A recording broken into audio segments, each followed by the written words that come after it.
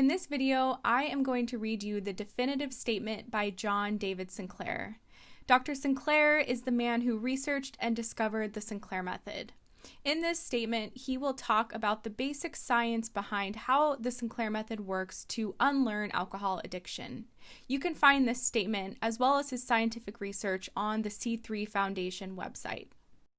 The Sinclair Method uses the nervous system's own mechanism, called extinction, for gradually removing the interest in alcohol and the behaviors involved in alcohol drinking.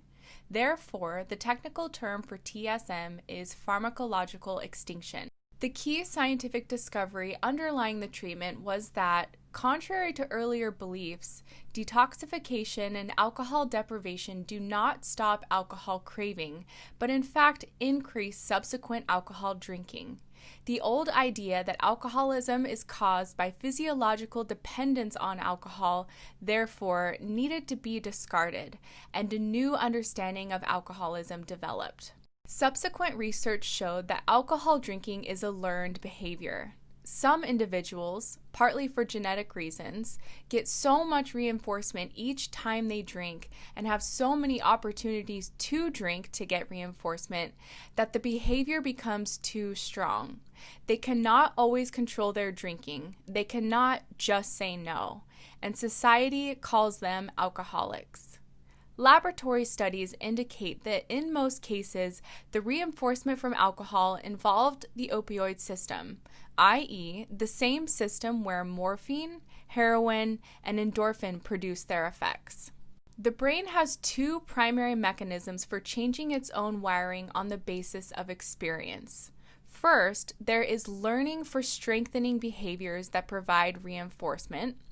Second, there is extinction for removing behaviors that no longer produce reinforcement.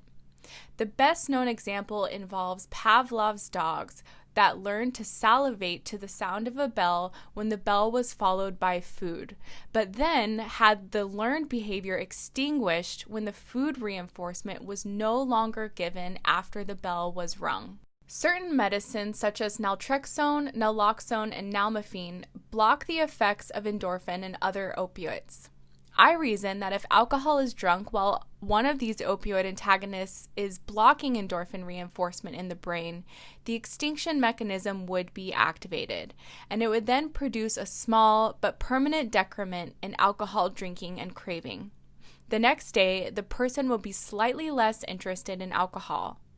Eventually, control would be regained and the person would no longer be an alcoholic. Indeed, they no longer would be interested in alcohol. The Sinclair Method was confirmed, first in a large body of laboratory studies, then in over 90 clinical trials around the world, and most recently in personal reports by people using. It has been found to be successful in about 80% of alcoholics. This is very high for alcoholism treatment, but the treatment is not for everyone.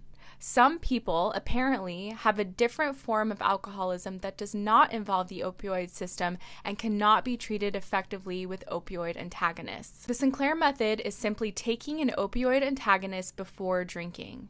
Naltrexone, Naloxone, and Nalmefene are not substitution drugs similar to methadone for heroin addiction or Nicorettes for nicotine addiction. The opioid antagonists are not addictive, and they do not directly reduce craving for alcohol. And unlike disulfiram, the opioid antagonists do not produce an unpleasant aversive effect. Indeed, the opioid antagonists do not do anything until after endorphin has been released. Then the mechanism of extinction is triggered, and the extinction mechanism in turn progressively but permanently removes the neural cause for excessive drinking.